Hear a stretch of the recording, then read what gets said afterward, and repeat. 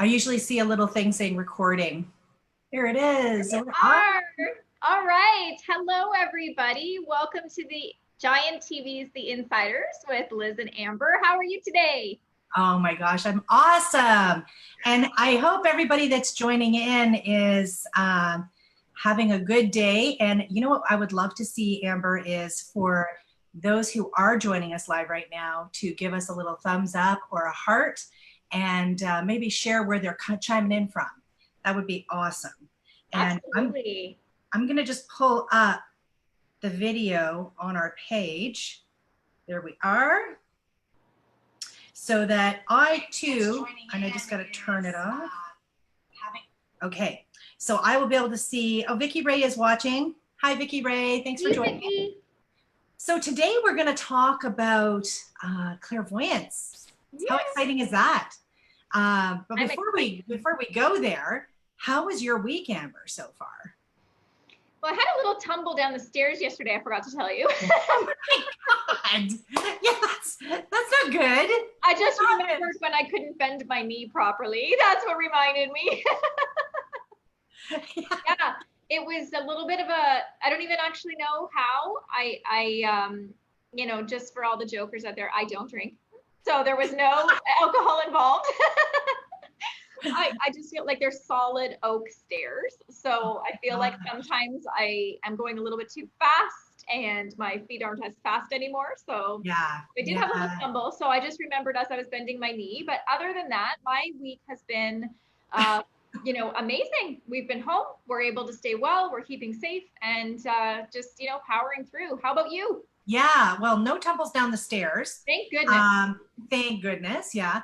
I did have an interesting weekend, though, with a bunch of baby raccoons, which was very exciting. I got to care for 6 little baby raccoons and a tiny little baby rabbit that just happened to be in the nest with the baby raccoons, all in an attic. So that was very exciting. And yeah, they're all gone to a really great shelter out in like Port Dover way. So yes, I remember you saying that. Yeah, you had to go to Port Dover for it, right? Yeah. So I'm happy to report I've been in touch with the gal who's watching them and taking care of them, that they are all doing well. And yeah, other than the little baby rabbit, I released him across the street. I was told that he was old enough to be released. So. Oh, all right. Yeah. Well, hopefully he's okay, because I know we had a rabbit. So we have tons of rabbits actually in our yard right now. Like we have tons. Yeah. But we had a rabbit at our other house, and it, you know, it kind of got scared into playing dead. So the kids were worried, and when we called the Humane Society, we didn't touch it or anything. We just didn't know if it was okay. So anyways, they said that if they're scared or you touch them or anything like that, that you should definitely make sure you know what you're doing. Yeah. They're so sensitive, rabbits. Like they can die from fright. Right. But this little guy was just almost like, I call him my little miracle rabbit, because he shouldn't have been where he was. And he was the best eater out of all the babies. You know, like all the little raccoons, I had to fight to feed them. They were not taking to the feeding, but the little baby rabbit was like, give it to me, I'll take it all. So it was great. And he was like just a little snuggle bum. He was not fearful at all, probably because I rescued him from being lunch, is what I was told. Yeah, so, most likely. Well, you know what the spirit totem animal is for the meaning behind a raccoon, right, Liz? So just for everybody out there, it is adaptability. It's being in the face of adversity, adapting to the change and rolling with it. They come to you when you have to be a problem solver. They come to you to show you can be adaptable. So I love that you had that, because right now, as humanity, we're all doing that, more so now than usual. But for you, there must have been something that you needed to problem solve, change, or adapt. It was absolutely an adaptability week. It was all about reinventing the wheel in some cases and just honing back in on what was important, all of that stuff. So yeah, 100%. So cool. Yeah, so I got Vicki Ray saying, hi ladies, and she's saying, I was gonna ask how the babies were doing. Awesome. And Sabrina's watching. Hello, Sabrina. Hey, Sabrina. Okay, so let's talk about clairvoyance, shall we? Let's get right to the nuts and bolts of it, because basically clairvoyance is clear. Clair represents the word. It's a French word for the word clear, and voyance is seeing. So clear seeing basically is what that means. And those of us who are highly in tuned or psychic, have insight, are clairvoyants first and foremost. Now we talked about the other clairs, and hopefully anybody chiming in on this video will go back and watch the one that we got released. When was that released, Amber? That one we did. So we did that a few months ago, but I posted it again a week or two ago. Right. Okay. Because in my head, I was like, did we even release that? Because we did have some that we have banked at the studio, but there's just no one there to get them out. So just for everybody's clear, confusion's sake. So The Insiders was picked up by Giant TV. So Giant TV has their studio, and we had gone in and recorded some of our shows that were either live or already released from the studio. But we also, like Liz said, pre-recorded some shows, so that, which was nice that we did that, because now we can't get into the studio for the sake of physical distancing, right? Yeah. So therefore, we did release. I did find it, the clairs, which was us talking about all of the clairs and just basically touching on what each of them is. And so now, for the next few weeks, we're going to be talking about one clair individually, giving you guys some exercises so that you can see what it means and how to do it. So we did claircognizance last week, and we'll do clairvoyance today, which is the big one. The clairvoyance is the one everybody talks about, everybody knows about, and is the one that is the most believable because you can see it. Yeah.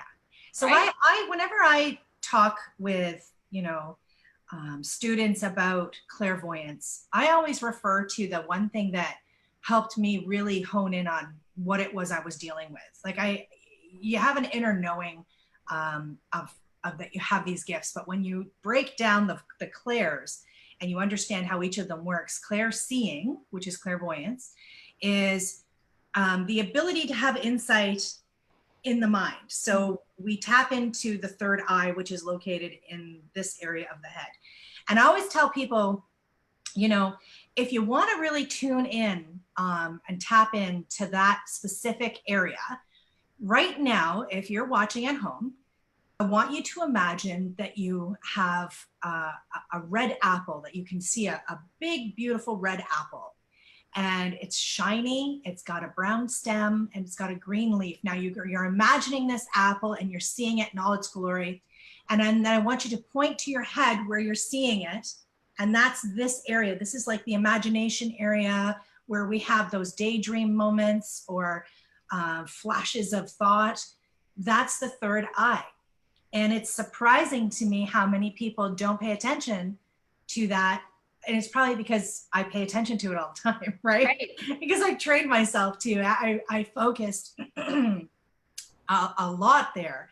And so like we were talking in the past, Amber and I, about how, we can walk up to a stranger and all of a sudden have these flashes of almost like memory, but it's not our memory, but we're seeing things for that person or seeing something that's going to happen or that has happened or what have you. It works in all those ways. Mm-hmm. So if anybody is having those flashes of insight and is aware of it, give us a thumbs up or a heart shake just to let us know that you're on the same page.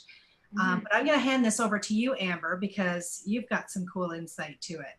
Yeah, I think that, when we talk about paranormal and metaphysical, and we talk about the experiences of seeing, ghosts or your loved ones or whatever terminology you're going to kind of associate it with, you're actually, using that third eye that Liz was talking about. And you can also be using your sacral chakra, your solar plexus chakra, which is located just where your ribs meet. So it's funny because when Liz was saying, imagine an apple, normally I see it up here, but today I was seeing it in my solar plexus area. And the solar plexus area gives yourself that permission to have the drive, have the motivation, have that,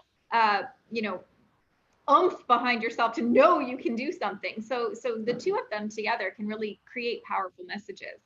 Ultimately, you want all of your chakras open and all of them aligned and all of them clear and vibrating in gorgeous colors. But, that might not always be the case. And you don't always have to be in full chakra health in order to receive psychic messages. You don't have to be aligned perfectly. Your life is in order. None of that has to happen. You just have to be willing and set the intention that you are open to receiving messages. So having said that, the flashes of color, the shadows, the, vibration, sometimes I see it like as if you're looking at pavement on a hot day. It's like a blurry vibration of energy you can see.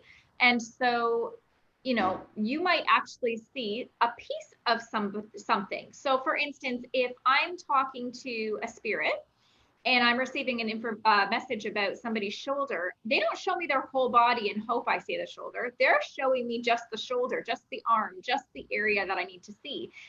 So it wouldn't be unusual for you to get glimpses or pieces of whole images, like getting a partial image, so that you can understand the message a bit better. Versus you might also be able to see what Liz was talking about, like almost like a movie playing out, like a movie reel or a still image. And of course, these things happen so quickly, right, Liz? Like when you get that image in your head, it takes a split second, but it's going to take me 15 minutes to tell you how I got there or what I'm seeing, because it's so much information in that one split, image. That's where the term came from. A picture's worth 1,000 words, right? So yeah. So like, and that kind of leads you into when you start to have those. So I'll get even flashes of color. Sometimes like when I'm, different colors mean different things for me. So like red, for example, means stop or slow down or take a break or, any of those things. Green is obviously go. So these are examples. Now I made up a lot of the terminology myself. So I would get these flashes and I'd be like, what does that mean? And then I would get a hit. Maybe I was doing a reading with somebody and I would get the message, and then I would recognize again and again, they would use the same flash or picture or image or video or whatever it is they're showing me to give me the insight. So I noticed you do that as well.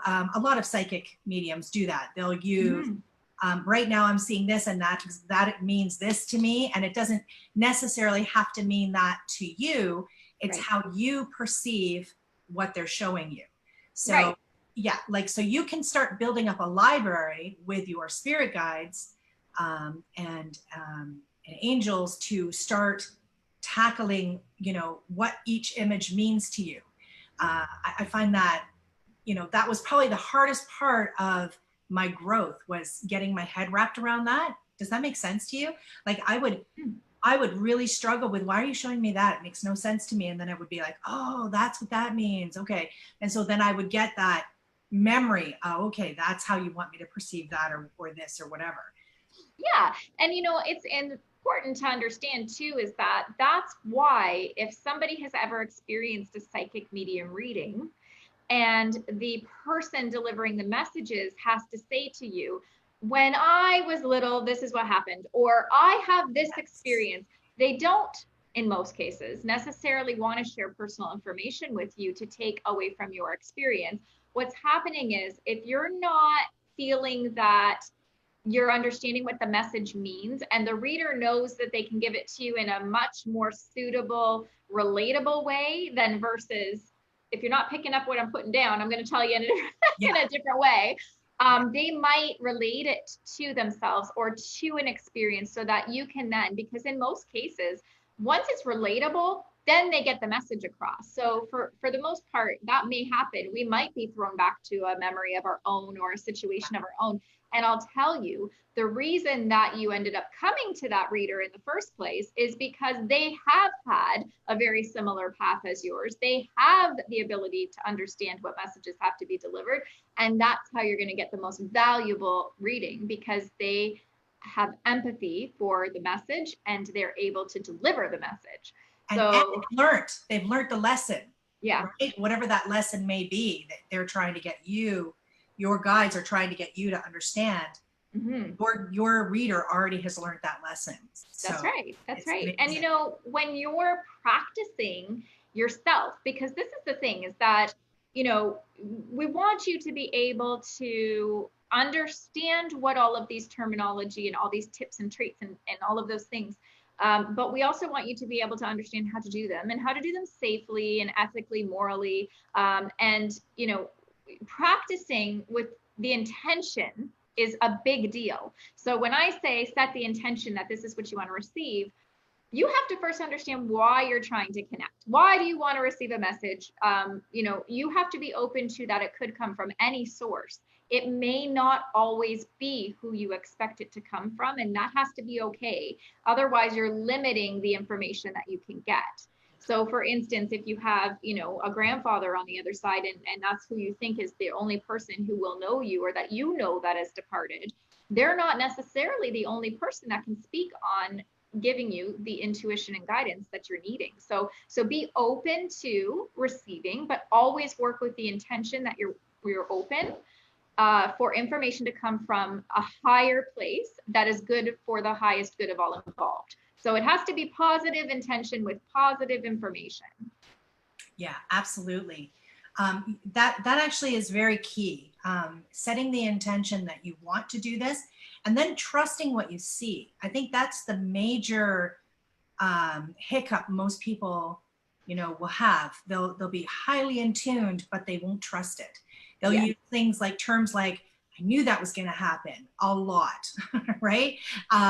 Oh, I knew that was going to happen, or that, darn it, you know, and when if you're using that language right now, it tells me that you're having the insight and you're just ignoring it. So it's really super important that getting the insight is one part of the puzzle. It's actually taking it, absorbing it, and trusting it. Trust is a funny thing, right? Like, you're going to literally feel like we're asking you to jump off a cliff without a parachute and hope for the best. That's how much like overwhelm and trust and faith and excitement and fear and all those things all wrapped up into one, it feels like. Yeah. But you have to trust you've already been receiving intuition and you've already been acting on it. So you're not actually being asked or asking yourself to do anything you haven't already innately been doing from day one. So you've already been doing it, like breathing. You've already been doing it. Yes. Once you focus on breathing, you almost kind of think, am I breathing too fast? Am I breathing too slow? You know, does it hurt? You know, what's happening? So just trust. You've already been doing it. You've already been able to receive psychic messages and practice your intuition. Don't psych yourself out. Yeah, that's huge. That's a huge thing for most of us, right? Like, I still have moments of lack of trust in myself. And it's a confidence thing, right? So, and most people will be like, what? Are you serious? And it's true. And it's just a case of, I mean, all the evidence in the world is pointing to you have this ability, and yet I don't know why it happens. Liz, I'm here to tell you, you have this ability. I know. All the time. Yeah, I know, but the trust factor, right? So there's this very bizarre thing, and I get this from a lot of psychic mediums that I've worked with. Every one of us. Every single one of us, they have such difficulty with trusting. Yeah. And I think it's because we have such a strong, ethical, compassionate heart that we don't want to be wrong and give wrong advice or give advice that could harm or hurt. So we're very concerned about being accurate and, you know, on the button. So it'd be like anybody doing any job wanting to get that job done properly, right? So think of this as not your job, because most of you watching are not doing this for a living. this is just strictly like the reason why Amber and I are doing these classes, or these shows, I should say, is because we want to enlighten everybody, the viewer, on their own power, and raise that awareness and raise that vibration for you and you alone. And if you can use it for yourself, it's like an endless possibility. Yeah, absolutely. And you know, I find that you probably will notice you're going to go up and down with your ability to connect, because one of the things is when you are connecting, sometimes you're on it. Sometimes you have done a meditation. Sometimes you have cleared your head. You are in perfect physical health. You've eaten, you know, vegetables, fruits, lean proteins. You've gotten lots of water. You're in the optimal position to be able to receive psychic information. And you remember to ask, you remember to look. And then the very next day, you're struggling with ego. You're struggling against your mind to fix a problem, to come up with a solution, to fix your relationship, to have everything just snap and done. And meanwhile, you have now forgotten everything that you just practiced 24 hours ago. So when you're in those moments that you need your insight the most, don't forget to ask for clarity and for connection, because those are the times that you need it. Our mind is automatically wired to try to problem solve. It's automatically wired to try to take on stress, create burdens, and create things that aren't even there in way of conflict and lack of self-confidence and things like that. The soul will never do that. Your higher self, or your consciousness, which is what you want to connect with, will never do those things. They're going to say to you, oh, that might not have been the right way to do it today. Maybe you should try this way next time. You do owe somebody an apology. You owe yourself an apology. Whatever. You're not going to always hear what you want to make you happy. That's how you know you're not talking with your ego or your mind. The soul will not tell you something to make yourself feel good. It's going to tell you something to make it right. So there is that, but don't forget to practice using that. Like, step back in those moments and ask for the clarity. Nothing is going to be fixed in a snap. Nothing. You have to work on that. And sometimes it's okay to step back and say, I need 10 minutes to myself. I need to think on this. Like, you know what? I'm not sure about that answer. I'll get back to you. And let that happen, because as Liz can attest, and everybody else who does this, you can't force the information to come. And the more that you try to force it, the worse that it gets. So if you're, you know, we've all been in that situation where somebody is like sitting there hoping they're going to hear from so-and-so. And meanwhile, you know, they're there, but they're not going to talk because now that energy has repelled that ability for me to connect, right? Or you're hoping, come through. We hear this a lot when, you know, people first pass away, our loved ones first pass. We might get tons of symbols and signs, but then let's say after a couple of weeks, we may hear from our loved ones, our friends, our clients, I don't hear them anymore. I don't see them anymore. I don't feel them anymore. Well, they're always there, but the more we're looking, the more we're trying, the more we're thinking, the less we can feel, the less we can connect intuitively. Yeah, absolutely. Yeah. And I also feel like when we're in the ego brain, which is part of the desire brain, or the ego brain, we put so much pressure on ourselves to get a result, right? And then we kind of fall into, when we don't get that immediate result, we fall into victim mode. And victim mode is a funny place, because once we fall or land there, it's easy to hang out, right? It's easy to stay there and look for more reasons as to confirm that we're victimized. So it's really important, if you find that you're just having a rough day, or you're not getting the answers that you, and it's not always the answers that you desire. Like Amber said, you have to be careful. You will hear insight that you maybe didn't want to hear the answer. You didn't want it to go that way. Because in your head, like Amber had mentioned, we're problem solvers. We've already come up with a plan how this should work. Mm-hmm. And then they go, yeah, no, it's not going to be like that. It's going to go this way. So you just have to accept and trust that information. I'm just going to quickly tell you, Amber, we got a lot of people chiming in here. So I'm going to quickly just. Yeah, great. So Stephanie Little's chiming in, and she says, hello, beautiful souls. Hello. Renee Ritchie, hello everyone. Hello, Renee. Hi, Renee. Vicky Lee, Vicky Lee is it Vicky Lee? I can't, with these glasses, I cannot wait till the store opens again because they're bent and I can't see through them anymore. Oh my God. She goes, oh my God, I get the blurry thing all the time. And the best way I can explain to people is it looks as if I'm looking at the top of a hot barbecue. Yes. The vibrating, moving, I don't know, never knew what that was. Yeah, 100%. But that is an example of energy that we don't understand how it works, but you can see it, but on certain times you cannot. Yeah. So that is an example, just like electricity, it's energy. We don't see how it works. Maybe some of us, most of us don't understand how it works. It doesn't mean that it's not there. It doesn't mean that someone else can't see it. Yeah, and actually you could practice this at home. You know, when everybody's sitting watching TV and chilling, just kind of take a glance over and look at everybody. And I'll squint my eyes slightly and I'll just focus on the top of their head. And you will start to see that, you know, that shimmering, gassy like energy coming up. Like, you know, like she mentioned the barbecue.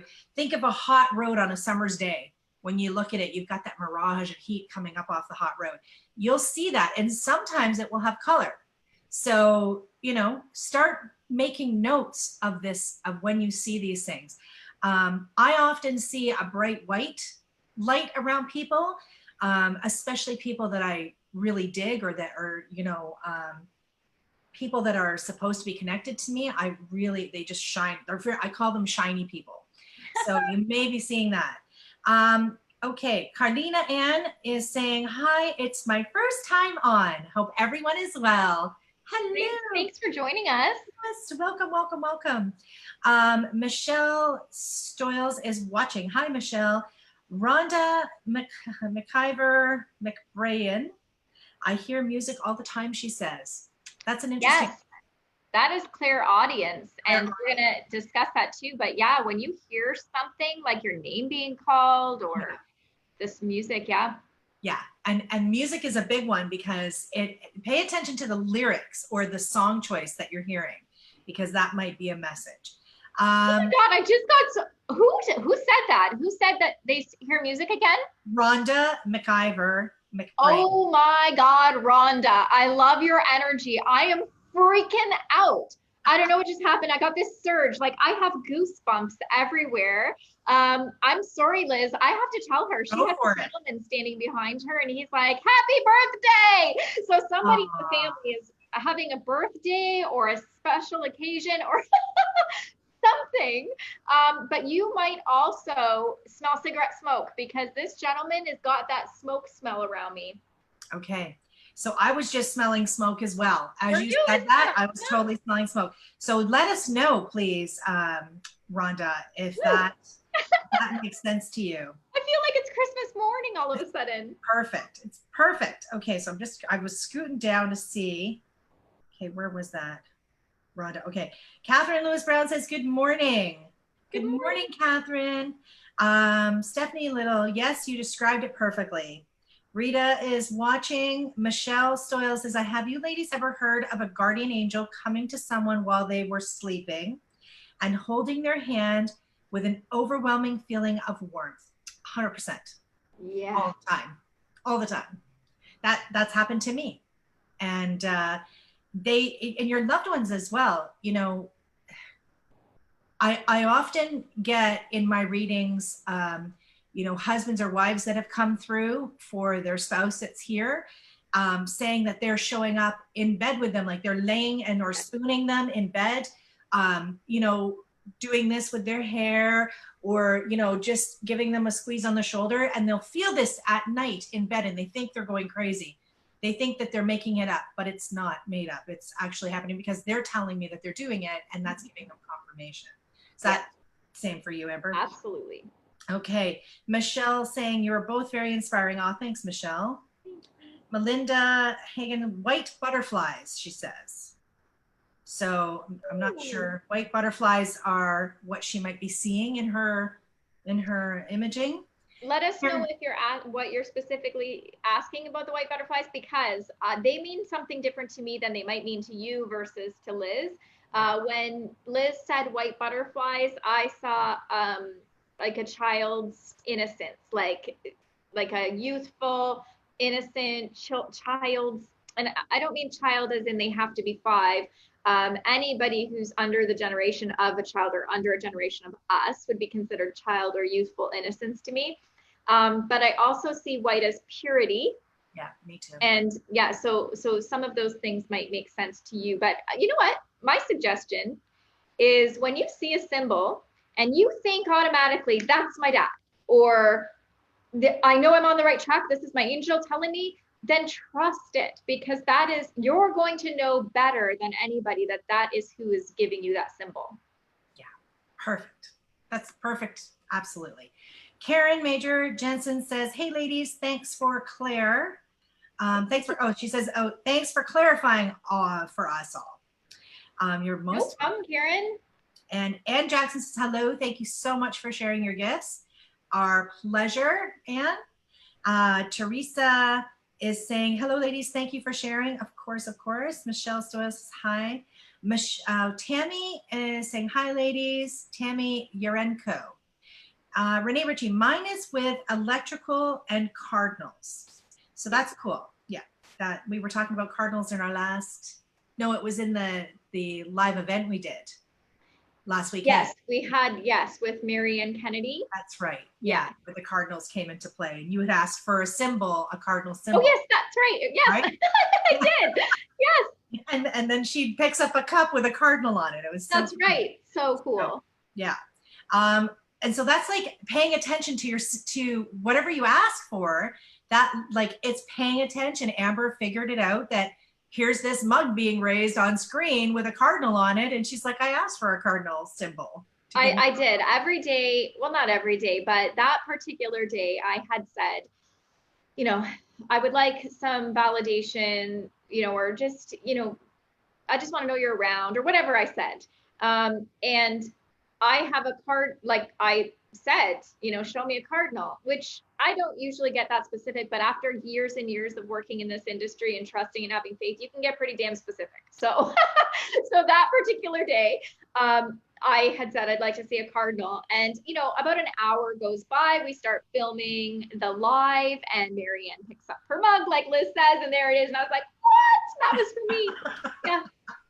It's so cool. It's so cool. Yeah. Like it never stops shocking me though. Right. I know about you, but it's like, oh, it's so cool. You know, when you get these confirmations. So like Rhonda is coming back, Amber, and she's saying, oh my God, happy birthday was yesterday and sun is Sunday. So that's the happy birthday message you got. And my dad smokes, she said. So that was amazing. I just thought like, I couldn't go any further. I just got so excited. So excited. I love it. I so love it. Now, Michelle's giving hearts, and Karen Major Jansen is, my father has been showing up as a cardinal for the last week as mom has taken ill. Never seen cardinals at our house. So cool. So very cool. And so, yes. And like Amber said, if you automatically relate that cardinal to dad, that's exactly who it is. That's your way of tuning in to his energy. And it's 100% what it is. It's your father for sure coming through. Michelle saying, I think it was my dad after my husband was diagnosed with MS. Thank you. Oh. You know, and that's the time that you want to watch for those symbols. When you have, you know, times of adversity or challenging times, these are the times that you should be looking the most to understand, you know, that they're with you, because even though they might not have a solution for you because it has to play out in a certain way, or it's beyond where they're able to help you in a way that the outcome matches your expectation, because they are still helping you. It's just a matter of, is it aligned with my expectation and the outcome of what actually is going to happen? So they will still want you to know that they are supporting you and that they are there. So yeah, definitely, even in times that are challenging, they will give us those signs and symbols. Yeah, actually more so, I'd say. Yeah. Right, wouldn't you? Yeah. Okay, and so Ann Jackson's feeling they are there or saying their name. So feeling they are there or saying their name. Yes. And that 100%, You know, you will hear, and you know, you could be in the middle of, you know, watching TV or doing, like right now, you could be sitting here like Amber and just get inspiration, boom, right off the bat. And you know that this isn't your normal vibration. You'll hear or sense or use your third eye, and you will start to have that insight. But clear seeing is exactly what that is. Mm-hmm. I see white butterflies everywhere when I'm thinking of my dad. That's Melinda. Okay, good. Yeah. Lisa Tanner. Hi, Lisa. I get that feeling, but with a pet, maybe, like feeling a cat jump on the bed. Yes, 100%. So our loved ones include our pets, and I can tell you that I had a little dog that when my granddaughter came along, this little dog just lunged at her 3 times too many when she was in her little bassinet on the floor, and was growling and was known to bite people, but we tolerated it because it was just us she was biting. So I had to end up finding a new home for her, and I found this amazing lady in Ottawa, believe it or not, who said she would take her off my hands for me because I was so afraid of what she would do to the baby, my granddaughter. Mm-hmm. And fast forward, I want to say 4 years or something, 4 or 5 years, she was already an older dog, which, you know, I'm so grateful to this day, Sheena, this lady, Sheena in Ottawa, who took her for me. I had been in bed that night, and I could feel like this little dog, Sika, used to snuggle into my kneecaps, like into my knees, the back of my legs. And she would snuggle in and she would do this like movement. She was just a tiny little thing. And I could feel that that night. And I had the instant image of her, and I thought, oh, I wonder if she's on the other side, because that was really strange. I have never felt her like that. And then I got the email the next day saying that she was heartbroken to share with me that, you know, because I kept in touch with her, that Sika had passed away. But yes, you will feel your pets. You will feel them pouncing, like especially cats. You'll feel them pounding on the bed or jumping on your hip or whatever. Like they're still very present. Their energy is still very present. So that's cool. Absolutely, that you brought that up. absolutely. And you know what? They have such a purpose here for our soul and for their own, you know, their own soul's purpose. Yeah. The love of an animal, the love of a pet is so profound because it is one of the ones that are very unconditional and that you don't have expectations for the other person, right? The other animal. So when there is that connection in the relationship and there is loss in that relationship, it does affect you, and it does take a piece of your soul with you. But they have absolutely given you everything that you need. If you needed the love, if you needed the patience, if you needed the endurance, whatever it is. So that definitely is such a soulful connection for those of you who do want pets or who do like pets, because they're not, same thing. It's not always for everybody. Not everybody has to have a connection with an animal as a pet or be a pet lover to experience the lesson or the gift that an animal is supposed to give a certain person. Yeah, exactly. So Michelle is saying, my dad comes as a cardinal to visit. I know it's him. I was teaching my daughter his favorite sport, golf, and there was a cardinal watching the whole time from a nearby tree. 100% was your dad.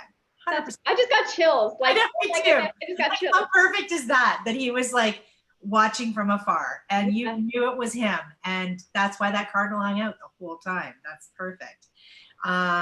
Sarah saying, since my son died, I feel like I'm looking through a fuzzy lens, and my ears ring. It intensifies sometimes more than others. The ringing has woken me up. I thought it was stress and lack of sleep. And lack of sleep. It hasn't stopped in 8 months. Yeah. So I get a lot of ear ringing when spirit's around. It's one of my indicators that, you know, if I'm not tuning in on purpose, when I'm out in public, my ears will start to ring. And I actually went to the doctor thinking it was, what do they call that? Tinnitus or something? I'm not sure. Tinnitus, yeah. Yeah. And no, it's not what I have.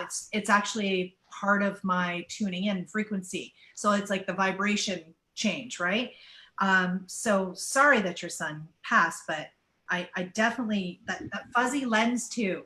Are you referring to like when you're viewing things go hazy? Because that can be part of the awareness too with clear seeing. When I do shows, for example, and this only just started happening, and Amber, you were at that show. Do you remember? I think I told you about it. Like all of a sudden I was seeing images of spirit moving through that I had never experienced before. So I would get like dark, in the past I would get like sort of like shadowy figures moving around, but not really detailed in any kind of way, just like masses moving around. Then it kind of amped up to these bright light, you know, like very lit up and physically, you know, like you could see arms and legs and head beautifully, and the background would go fuzzy. So I would be honed in on the spirit moving around the room, and the background would go fuzzy. So I'd be interested to know if that's what you're talking about, Sarah, because that does happen to me. What about you? So just when you said Sarah's name, I got a lot of pressure around my face in here. And so with respect to me getting energy, and it's more of like a ringing in my ear, mostly it's because someone's not paying attention to something that they're wanting to be shown. So for instance, if I'm doing a reading for someone, whether it's over video, phone, or in person, if I get where my either hearing shuts off, or I'm getting a buzzing or like a high pitched thing that I can't even hear, but I know it's there, usually speaking, it's because there's so much energy frequency being built up. It's almost like a surge of power, like, you know, when your lights surge, just to get your attention, just to get you to listen or to hear, to see what's going on. So in those moments when you're getting that, try to think about what just happened a second or two before, or what's coming up in the next couple minutes, or what it is you're thinking about at that time, because that's the time that they need to get your attention. That's why they're trying to get your attention. And it might be constant, it might be more times than others. Someone's definitely trying to share a message with you for sure. So it's just a matter of they need you to hear and see something.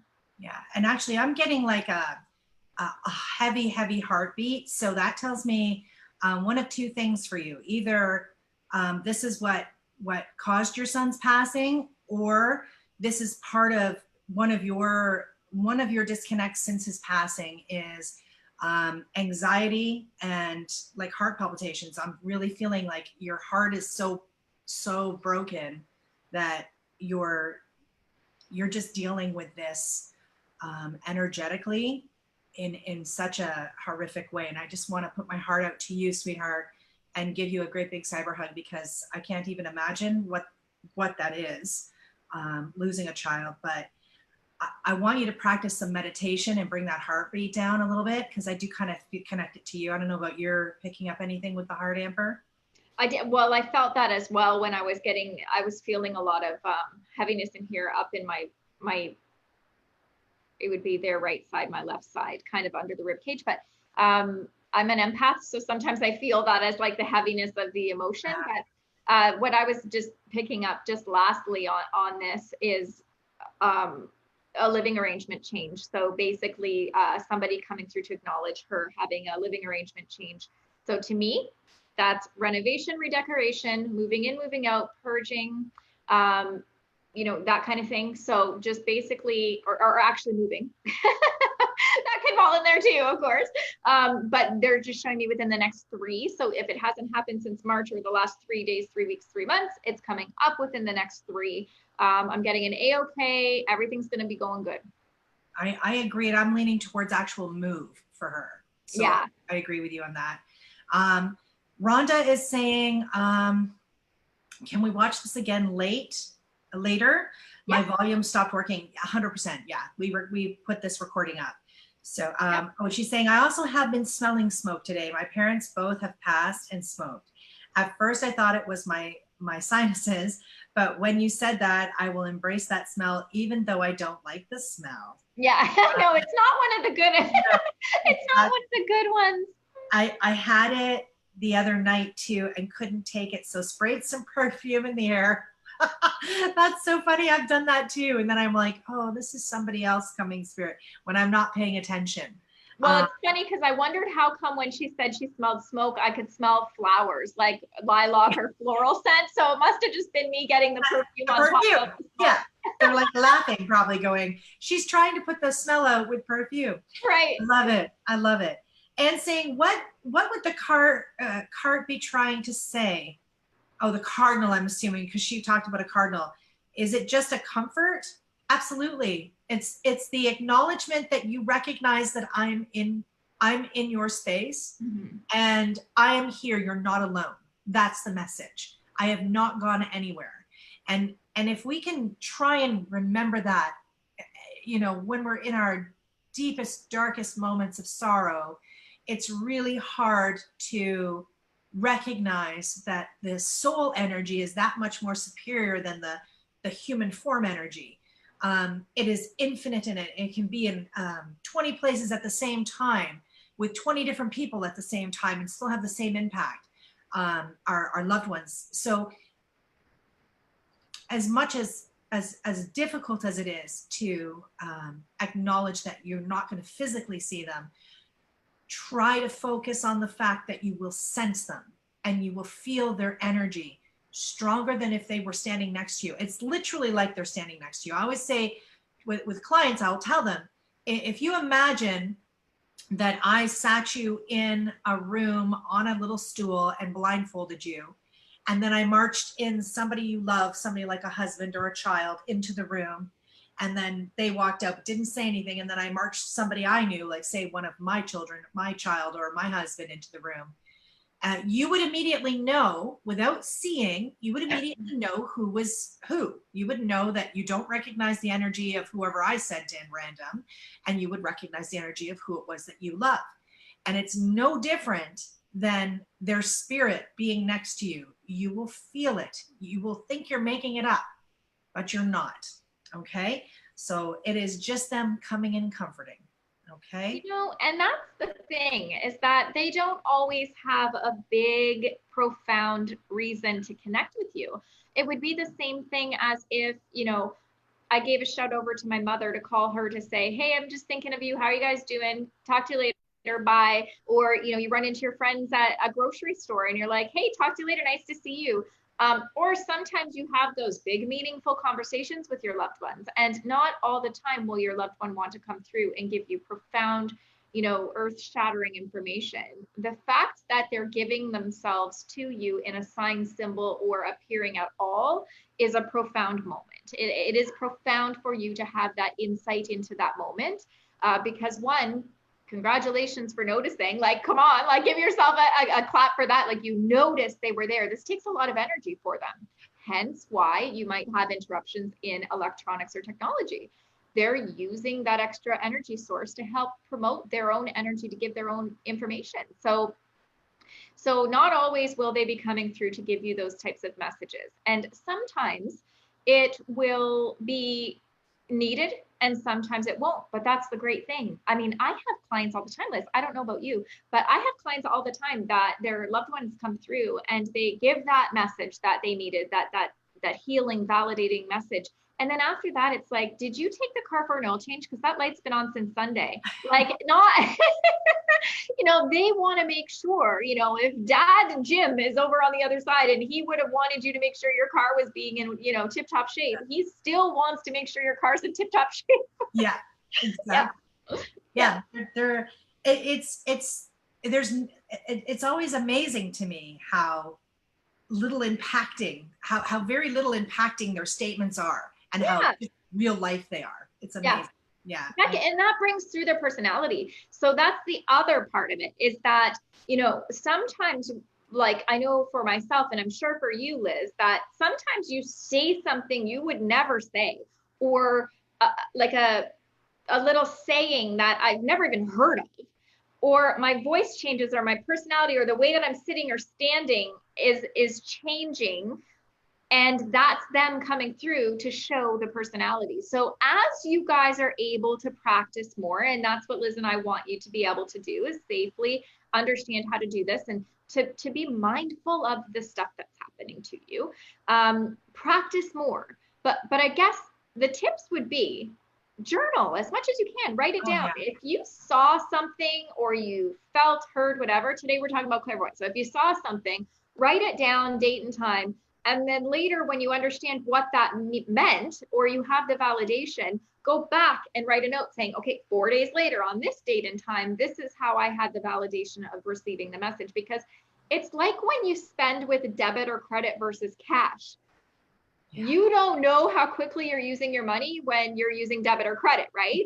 Well, you don't know how many signs and symbols you're losing track of unless you've written it down and you can see it as if you were spending cash. That's a perfect analogy. Yeah. Yeah, it definitely makes it easier to see it. Yeah. Oh, yeah.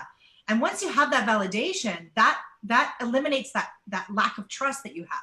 Yes, because you can see it. Yeah. You can't deny what you can see.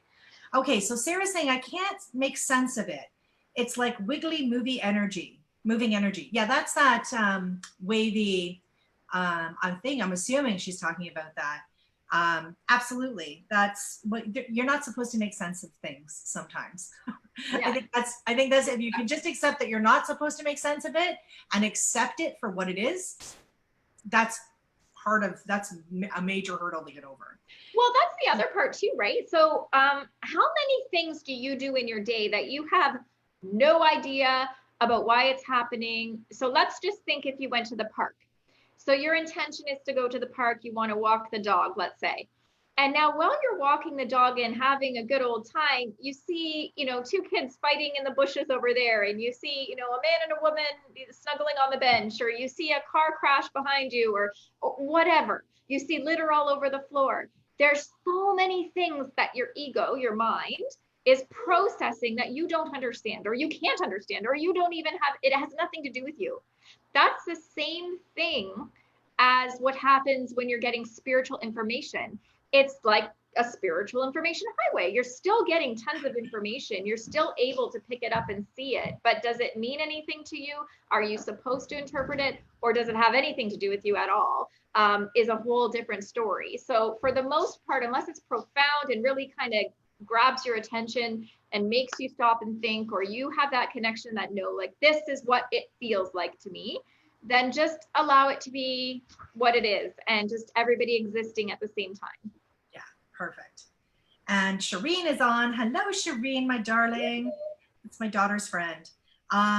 Rhonda is saying, sometimes when I close my eyes at night, I see images or people, no idea who they are. It is either this or music. Sometimes this will prevent me from going to sleep. Friends think I'm strange. Out loud. Right, Teresa? And she gives a friend's name. So yeah. Yeah, music is a big one. And yep. And the images, so I struggled with that for a long time, not being able to fall asleep right away because of the insight. Boom, boom, boom. Especially if I had clients the next morning, first thing, I would get folks coming through and bugging me through the night before I knew how to control that. So you can set boundaries. So then I discovered that you can set boundaries with your guides, and you can say, look, I'm willing to do this, this, and this, but I'm not willing to have their loved ones show up at 2, 3, 4 o'clock in the morning when I'm trying to sleep. That's pretty invasive to me. Tell them to hang out until the morning. And so my guides are like the gatekeepers now, and they keep them at bay. There is the odd one that will slip through and, wake me up from a dead sleep. And I usually give them crap and say, come back in the morning when I'm a wide waker. But yeah, like for you too, Amber, do you find that? Yeah, when I first started connecting, I was getting information all day, all night, all day, all night.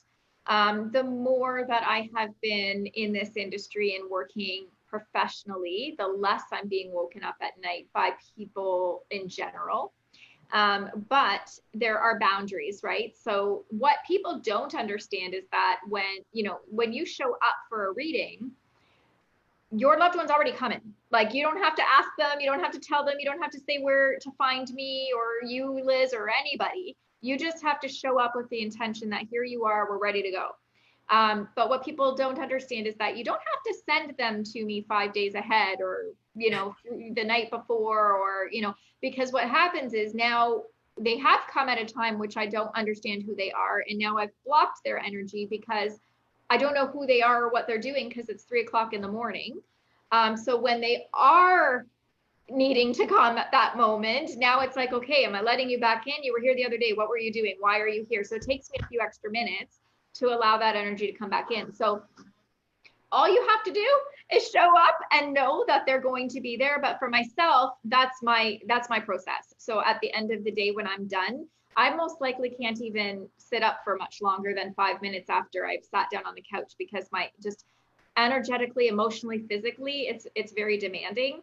So I've done my day and then I'm out like a light until the morning. So it's very rare that anybody, you know, can even try to communicate with me because I'm out. Like, I've done my day. No more brain power. Okay, so I've got Michelle saying, my dad has come through 3 times in dreams in the last couple of weeks. I think he just wants me to know he is still here for us during this difficult times. Yeah. And that he knows what's going on. Oh, he's been gone for almost 3 years. 100%. 100% why he's showing up in your dreams. I'll give you a little tip though. And this, I only learned this like in the last year, I think it was, from a friend of mine, Margaret Sample, who's also a psychic medium.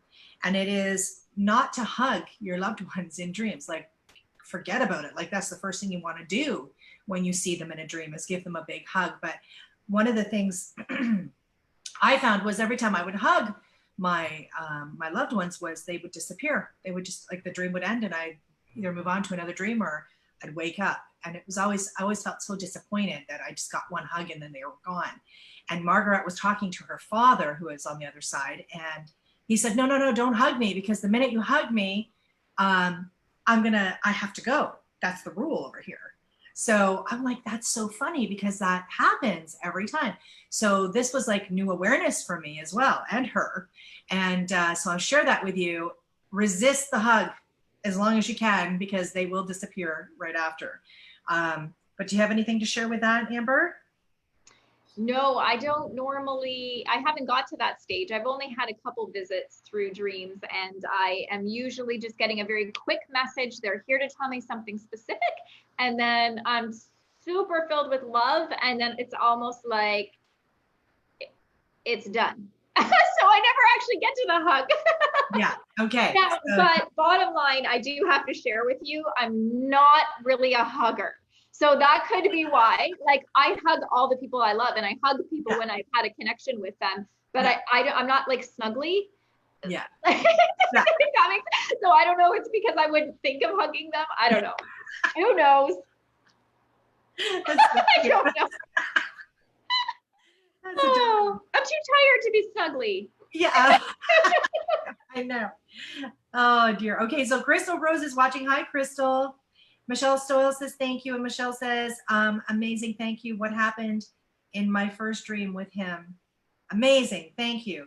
That happened in my first dream with him. Thank you. Okay, so perfect. So I'm looking at the time here, my darling, and we've gone the hour, and hopefully everybody is feeling like they got some cool insight here.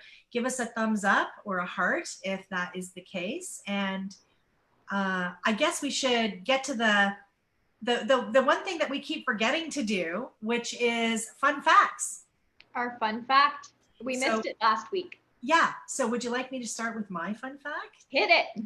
Okay. So my fun fact is I used to work in a horse breeding farm, believe it or not. So thoroughbred horses that were right off the track, and very, very expensive horses, very expensive animals, to be brought to this farm to be bred. And so my job consisted of caring for these animals and then helping them give birth, and then being there and supporting the babies and the mamas. And it was the most amazing, fun job I could possibly, I can't even begin to tell you. It was just such a beautiful, full of life kind of job. And these little babies were just so full of, life. And it was amazing to watch.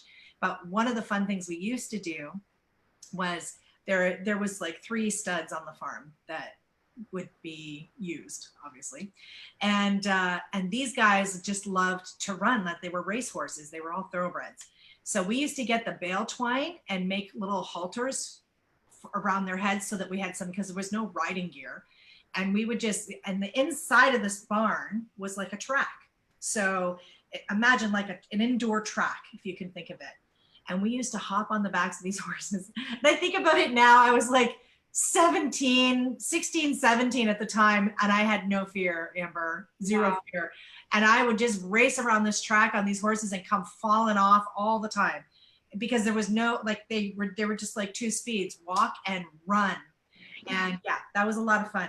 I have a lot of sore bones in my body today from those years, I can assure you. I bet you do. But at 16, not many of us have fear. Yeah, right? Yeah. My fun fact is that I used to be a brownie. That's the only thing I did. I didn't do the Girl Guides, and I didn't do whatever it was before the brownies, if they even had that at that point. But I was a brownie, and I still have a very, very good friend from that. I met my friend Jen. She and I still today talk. And is that Jen who was at the show, at your event at the Halos?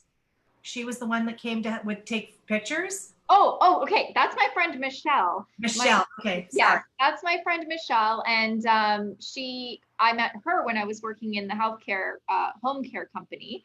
Okay. And I actually met her and my other best friend there at that same company when I worked there. So there's I have very, I friend for life. Thank you. Maybe that's my new fun fact. I friend for life. So as soon as I've had a connection, I feel like I have those amazing people like yourself that just stick around for as long as I'm here, as long as I can be here, But yeah, I was a brownie, and I remember specifically taking horseback riding, just to kind of tie in, because it just brought back a memory. I got on a horse that was called Brownie, and no one else wanted this horse. And I should have known. No one else wanted this horse, and I felt bad, because the empath in me was like, oh my God, this poor horse, the horse is going to feel terrible and not loved. And I'll take the horse. I was 9 years old. And my dad was the leader that day. He came too, because he loves horses too. So he came, and he was always so hands-on. Both my parents were. My mom did the brownie leading, and he came to help with that thing, the horseback riding. Anyways, I got on this horse, and he was leading our pack, and this horse kept going off the trail. And my dad circles back with his horse, and he says, honey, you can't go off the trail. I'm like, I can't stay on the trail. Something's wrong with this horse. And it just exploded with diarrhea, the poor horse. And now at 9 years old, I had no idea what was going on. But apparently it had happened so many times, and no one told anybody. So when I got back, I was like, I think your horse is sick.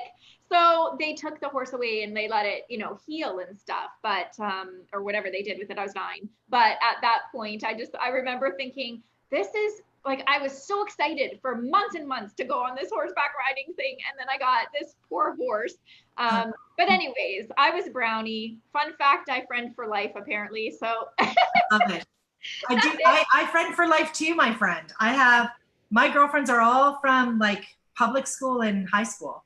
I have connected with these girls, and yeah, they're you, soulmate material for sure. Yeah, it's true. It's true. Yeah. And I have been lucky enough to meet so many new people along the way, and they're becoming only in the last few years though, for me, where I, it's not that I didn't try to make friends. I just didn't need to really reach out to them. It might have been not the right time. Sometimes you do have a lull where you don't meet new people, or they're not jiving with you the way that you're supposed to. Yeah, that happens tons of times. So I'm blessed to share that fun fact. I don't know what fun fact it was today, but we'll go with whatever. Well, the brownie theme, I love it, and that's how I got into horseback riding in the first place, was through my brownie time at Brownies, I only got one badge ever, and it was the horsemanship badge. And that was it. That Awesome. was it. That was my lead into horses. So there you go. Oh, wow. So we've had a great conversation today. We've had really great people chiming in. Thank you, everybody. Thank you for coming. Thank you for joining us. Oh, and Sabrina's asking, can you channel people that are still alive? Is this a thing? I do. Yeah. I do all the time. Awesome. And Stephanie Little says, thanks for sharing your time with us. Of course, Renee is saying thank you. Michelle, hearts, hearts, hearts. Anne is saying thank you. Yeah, so we're getting a lot of thank yous, and that, we're here for you guys. So thank you. And please don't be afraid to share this with others. Yeah, share. And also I want to mention, drop a comment in there. Let us know if there's a topic that you want us to discuss, because I bet you it's already on our list because we're psychic. No, I'm just kidding. That was such a bad joke. That was so bad. But I only use that on my husband. But but drop a line and let us know if there's a topic you want us to discuss with you and to teach you and to give you some insight. But as for clairvoyance practice, notice what you're seeing at your peripheral vision. Pick up what the colors, the lights, the sounds, the whatever you're picking up. Jot it down. Set the intention and just practice. Enjoy it. Have fun with it. Awesome. Well, thank you, everybody. As usual, it's been a pleasure, Amber. Love you. Love you too. Thank you for joining. Take care. Take care. Bye, guys.